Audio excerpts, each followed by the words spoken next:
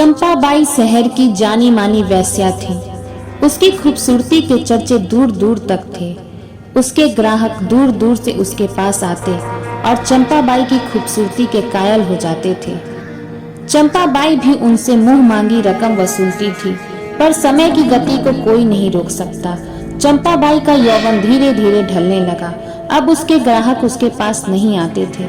चंपाबाई ने तंत्र विद्या से खुद को जवान रखने की कोशिश की। ओम ऐं क्लीं चामुंडाय विच्चै नमः। ओम ऐं क्लीं चामुंडाय। पर तंत्र विद्या करते करते चंपाबाई बूढ़ी हो जाती है और एक दिन साधना करते वक्त उसकी मृत्यु हो जाती है।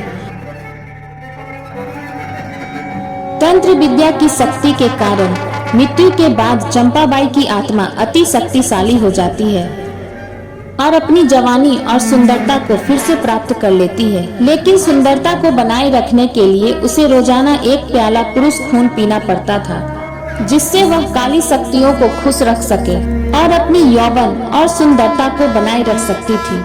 चंपाबाई एक पुराने से खाली हवेली में रहने चली जाती है और वहीं काली शक्तियों का पूजा करती है और रात में सज संवर कर बाहर निकलती थी। कभी हाईवे पर, कभी चौराहे पर पुरुषों को अपनी ओर आकर्षित करती थी और उसे अपनी हवेली में लाकर उनका खून पीती थी। धीरे धीरे चंपाबाई बदनाम होने लगी। अब पुरुष उसके पास आने से डरने लगे।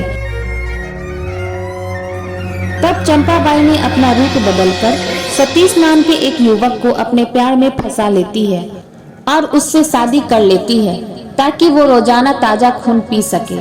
सतीश को कुछ दिनों में कमजोरी सी महसूस होने लगी। उसके गले पर निशान आने लगे जो प्रतिदिन बढ़ते जा रहे थे।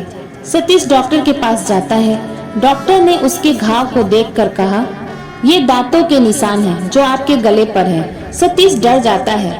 वह समझ नहीं पाता है कि आखिर उसके गले पर ये निशान कहाँ से आ रहे हैं। उसे अपनी पत्नी पर शक होता है। रात में जब चंपाबाई ने उसे खाने के लिए खाना दिया तो सतीश खाना नहीं खाता है, उसे बाहर फेंक देता है। चंपाबाई उसमें नींद की गोलियां मिलाती थी। सतीश अपनी आंखें बंद कर सोने का नाटक करने लगता है। रात के 2:30 बजे वह देखता है उसकी पत्नी एक बूढ़ी चुड़ैल का रूप धारण कर लेती है और काला जादू की साधना करती है। लगभग 1.5 घंटे तक वह साधना करती है और सतीश के गले पर दांतों को गड़ाकर उसका खून पीने लगती है। सतीश ये सब जान रहा था, फिर भी अपनी आंखें नहीं खोला। उसे डर था कि अगर वो अपनी आंखें खोलेगा तो ये बूढ़ी चुड़ैल उसे मार देगी और असहनीय दर्द को बर्दाश्त करते रहा।